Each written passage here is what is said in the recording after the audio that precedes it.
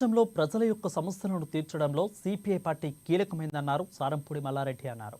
ఇక తెలంగాణలో భూ సమస్య, నిరుద్యోగ సమస్య కానీ, కనీస వేతనాలు అమలు కానీ, విద్యా వైద్య రంగాలలో పరిష్కారాలను పరిష్కరించడంలో సిపిఐ పార్టీ కీలకమైందని అన్నారు. ప్రజలందరూ సిపిఐ పార్టీ వైపు చూస్తున్నారని అన్నారు. ఇక రాష్ట్రంలోని 33 జిల్లాల్లో మహాసభలు జరిగాయి. ఈ నెల సంగారెడ్డిలో 25 నుండి 29 వరకు మహాసభ జరుగుతున్నాయని, తెలంగాణలో అనుసరించాల్సిన వాటిపై చర్చిస్తున్నట్లు తెలిపారు.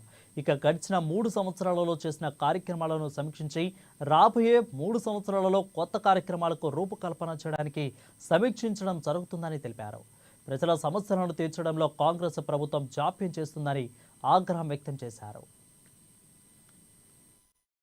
జనవరి 25, 26, 27, 28 తేదీలలో సంగారెడ్డిలో రాష్ట్ర మహాసభ జరగబోతుంది. తెలంగాణలో ఆచరించాల్సినటువంటి పోరాటాలను రూపకల్పన అంతా కూడా అక్కడ జరుగుతుంది. గత 3 సంవత్సరాల్లో చేసినటువంటి కార్యక్రమాలను సమీక్షించి రానున్న 3 సంవత్సరాలకు మళ్ళీ కొత్త కార్యక్రమాలను రూపొందించడం జరుగుతుంది. ముఖ్యంగా ఇప్పుడు వాళ్ళ రాష్ట్రంలో ఉన్నటువంటి పార్టీ సభ్యులు అలాగే పూర్తికాలం కార్యకర్తలు ప్రజల కోసమే పనిచేస్తున్నటువంటి పరిస్థితి ఉంది. చాలా పార్టీలు ఉండొచ్చు, కానీ వాళ్ళ అధికారానికి వచ్చినటువంటి కాంగ్రెస్ కూడా ఇంతవరకు ప్రజా సమస్యల పరిష్కారం చేయడంలో జాప్యం చేస్తుంది. ఆ జాప్యం చేస్తూ పరిష్కారం చేస్తుందా లేక వదిలేస్తుందా అని చెప్పనేటటువంటి అనుమానం కూడా ప్రజల్లోకి వస్తుంది. భూభారతి ఆ చట్టం ఎప్పుడో ఏడాది క్రితం నుంచి పెండింగ్ లో పెట్టారు.